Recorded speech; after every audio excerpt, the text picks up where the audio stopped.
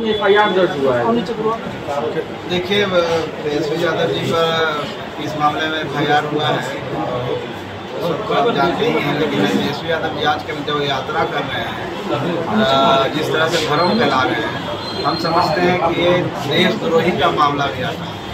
जब कोई एक संवैधानिक संस्था है जिसको हम चुनाव आयोग बोलते हैं, और हमारे पास करीब 96 करोड़ वोटर हैं इस देश में, और 96 करोड़ वोटर को इतना सफलतापूर्वक चुनाव कराया गया है, और हर बार वोट में कुछ ना कुछ पुनरीक्षण होता है, कुछ मृत व्यक्ति पाए जाते हैं, उनको हटाया, नाम काटा जाता है, और ये जो काम हुआ है, जो वेरिफिकेशन का काम हुआ, उसको ये भ्रम फैलाना पूरे देश में कि वोट चोरी हो रहा है। हम समझते हैं कि ये देशद्रोह का मामला है, और तेजस्वी यादव जी और राहुल गांधी जी को एफिडेविट देना चाहिए चुनाव आयोग को, नहीं तो उनके ऊपर केस तो होना ही चाहिए।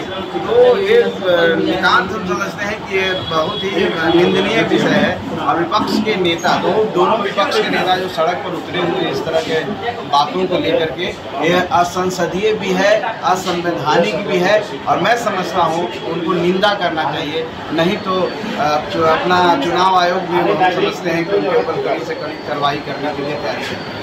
तेजस्वी यादव ने आज कहा है कि NDA चाहे तो पूरे देश में हर थाने में केस करवा दें हमको। अब देखिए, सही बात है, जिनका एक पाँव जेल में रहता है, एक पाँव घर में रहता है, और आप देख ही रहे हो कि कब उनके क्या कभी CBI, कभी ED, और कभी वो जेल में कोर्ट में जाके हाजिर होते हैं। जो व्यक्ति आदतन अपराधी हो गया है, उसे डर क्या लगेगा? डर तो उसको लगता है जो गरीब है, जो बेचारा कभी इस तरह की बातों में नहीं रहा है, जो उस पर 107 का भी केस हो जाएगा तो उसके पसीने निकलने लगते हैं, और जो सातिर लोग हैं उनको डर किस बात का? तो तेजस्वी यादव भी ठीक बोल रहे हैं। तेजस्वी यादव और राहुल गांधी जो बिहार में कर रहे हैं, इससे कितना असर पड़ेगा? लगता है NDA को नुकसान होगा? देखिए, थोड़ा सा उन्होंने शुरुआत के दौर में हम समझते हैं कि लोगों को प्रेरित करने का काम किया, लेकिन सच्चाई जो है, सत्य को कोई झुठला नहीं सकता है, और सत्य यही है कि चुनाव आयोग ने जिन लोगों का नाम काटा है, वो 65 लाख लोगों का अपने वेबसाइट पर नाम दे दिया है, दर्ज कर दिया है, और चुनाव आयोग ने स्पष्ट कहा है कि किसी को आपत्ति है तो आप आपत्ति दे सकते हैं, अभी भी उनमें सुधार होगा। और दूसरी बात तो मैं ये कहता हूँ कि जो लोग सड़क पर घूम रहे हैं, उत्पात मचा रहे हैं, उनके जो लोग हैं, जिसको BLO कहा जाता है, BLA कहा जाता है, वो लोग क्यों नहीं आपत्ति दर्ज कर रहे हैं चुनाव आयोग के साथ? तो सिर्फ हमारा हंगामा खाली मकसद है कि हम क्रिएट करें, हंगामा करके लोगों में भ्रम फैलाएं, और इस भ्रम के माध्यम से माया जाल फैला के कुछ वोट हासिल कर ले। इससे कुछ अर्जित नहीं होने वाला है। बिहार की धरती है, ये अच्छे को सिखाया है, ये ज्ञान की भूमि है, एक प्रथम गणराज्य है, और हम डेमोक्रेसी दूसरे को सिखाएं, हमें कोई बरगला नहीं सकता है।